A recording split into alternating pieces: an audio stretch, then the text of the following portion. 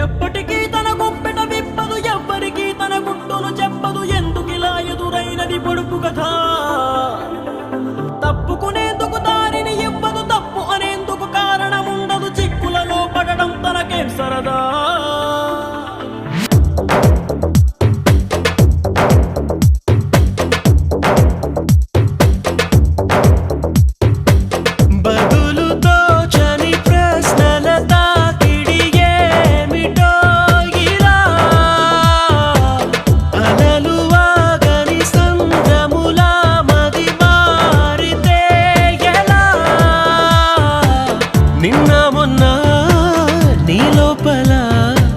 కలిగిందా ఏనాడైనా కల్లోలం ఇలా?